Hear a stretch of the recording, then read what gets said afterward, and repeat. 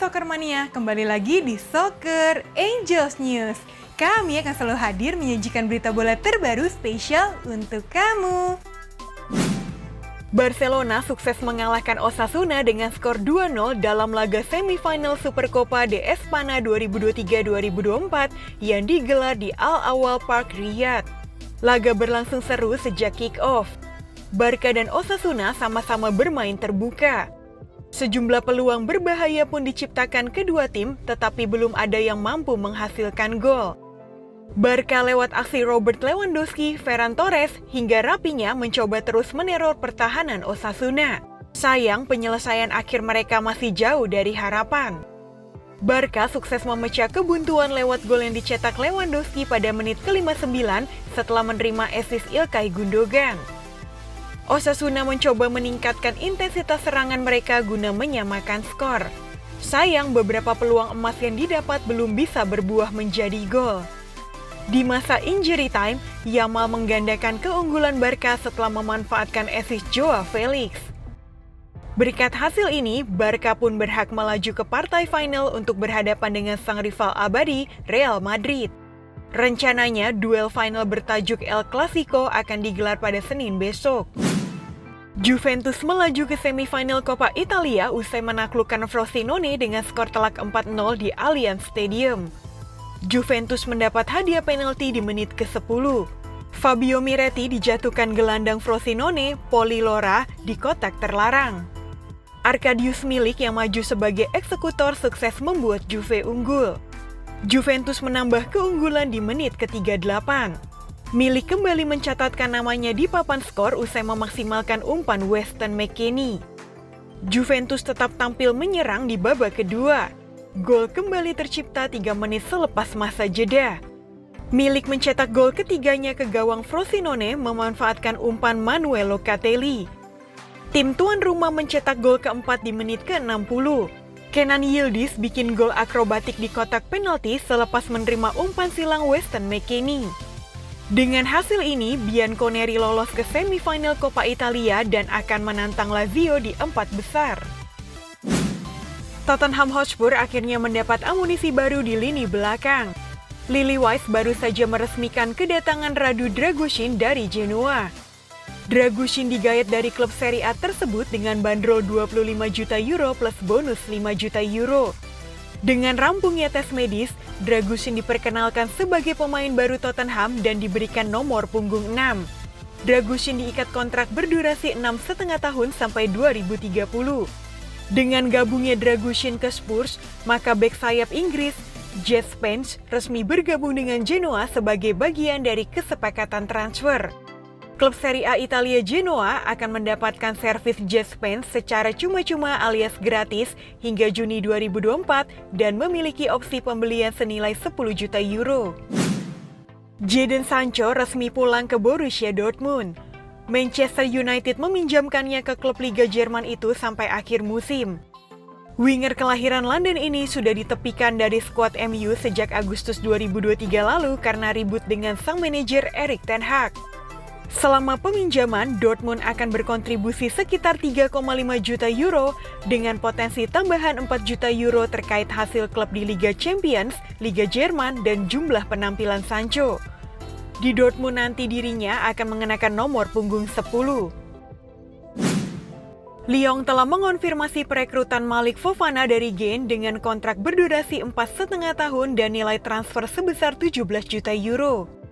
Klub Belgia ini juga akan mendapatkan 20% dari keuntungan yang dihasilkan dari transfer yang dilakukan oleh Lyon di masa depan.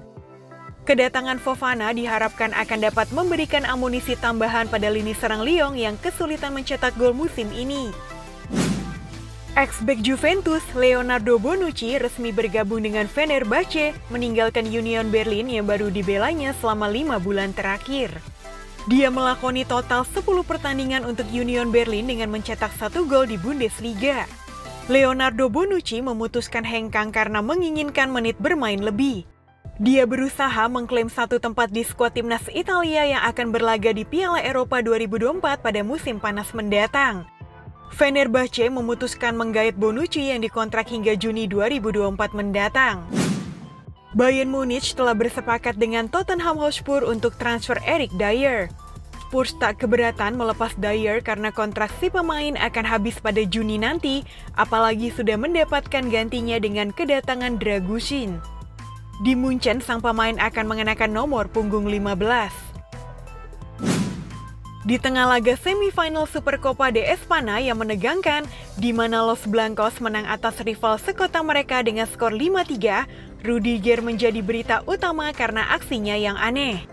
Dikenal karena pendekatannya yang tidak konvensional terhadap penyerang lawan, kelakuan terbaru Rudiger membuat marah Morata setelah bek tengah itu mencubit dada Morata menyusul duel udara saat bola mati. Paris Saint-Germain dilaporkan telah membuka kemungkinan merekrut bomber Al-Ittihad Karim Benzema. Presiden PSG, Nasser Al-Khelaifi, dikabarkan berminat untuk meminjam Benzema selama 6 bulan. Kabar ini mencuat setelah Benzema belakangan menghilang dari skuad Al-Ittihad. Belakangan, Benzema memang mendapatkan banyak kritik dari penggemar Al-Ittihad. Mereka dikabarkan tidak puas dengan performa mantan bintang Real Madrid itu. Menurut The Athletic, Burnley telah menyetujui kesepakatan untuk mengontrak Fofana dengan status pinjaman hingga akhir musim. Pemain Pantai Gading itu telah dipinjamkan ke klub Bundesliga, Union Berlin sepanjang musim, namun waktunya di Jerman berakhir prematur untuk memfasilitasi kepindahan ke The Clarets. Dan penyerang tengah itu akan terbang ke Inggris besok untuk menjalani pemeriksaan medis dengan tim Turf Moor. Burnley akan menanggung 100% gaji Fofana selama bertugas di klub, namun tidak ada opsi pembelian permanen di akhir masa peminjaman. Semalam, PSSI mengumumkan mencoret 2 pemain dari pemusatan latihan timnas Indonesia di Qatar. 2 pemain yang dimaksud adalah Sadil Ramdhani dan Arkan Fikri. Dengan dicoretnya 2 nama itu, otomatis sudah ditemukan 26 nama pemain timnas Indonesia di Piala Asia 2023. Tercoretnya Sadil membuat Adam Alis masuk dalam daftar pemain Indonesia untuk Piala Asia 2023. Saga transfer Claudio Echeverri nampaknya telah berakhir. River Plate sudah mengumumkan bahwa sang pemuda akan bergabung dengan Manchester City. Echeverri namanya meroket di akhir tahun 2023 kemarin. Sang pemuda berhasil mencuri perhatian bersama timnas Argentina U17 pada Piala Dunia U17 yang digelar di Indonesia. Apiknya performa Echeverri ini membuatnya dijuluki sebagai titisan Lionel Messi. River Plate tidak bisa memberikan klausul rilis yang besar pada sang pemuda karena mereka tidak bisa menggajinya terlalu besar. Menurut rumor yang beredar, Echeverri tidak langsung bergabung dengan Manchester City. Ia akan dipinjamkan selama 1 tahun di River Plate dan ia baru pindah ke Inggris di tahun 2025 nanti. AS Roma kehilangan Paulo Dybala lagi karena cedera. Penyerang asal Argentina itu diperkirakan absen saat Roma menantang AC Milan akhir pekan ini. Dybala turun sebagai starter di laga terakhir Roma kala menghadapi Lazio di perempat final Coppa Italia. Tapi pemain 30 tahun itu ditarik keluar saat turun minum dan digantikan Lorenzo Pellegrini. Dybala mengalami cedera paha kiri. Pemeriksaan lebih jauh masih akan dilakukan. Dari pemeriksaan itu nantinya baru diketahui seberapa parah cedera yang dialami Dybala dan butuh berapa lama untuk pulih. Daily Mail melaporkan Leon Bailey bersiap untuk melakukan pembicaraan kontrak baru dengan Aston Villa berkat performa gemilangnya baru-baru ini untuk tim asuhan Unai Emery.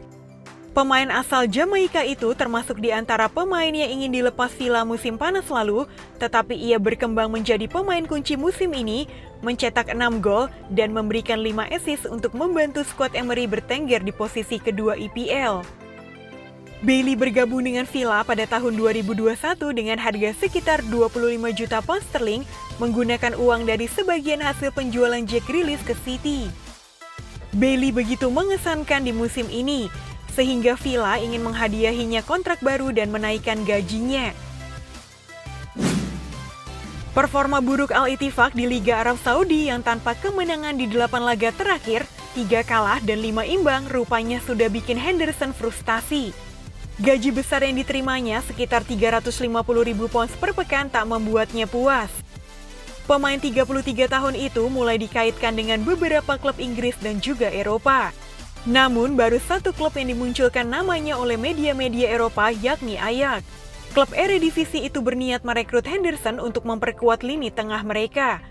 Ajax yang lagi bangkit usai start buruk musim ini butuh kepemimpinan dan pengalaman Henderson.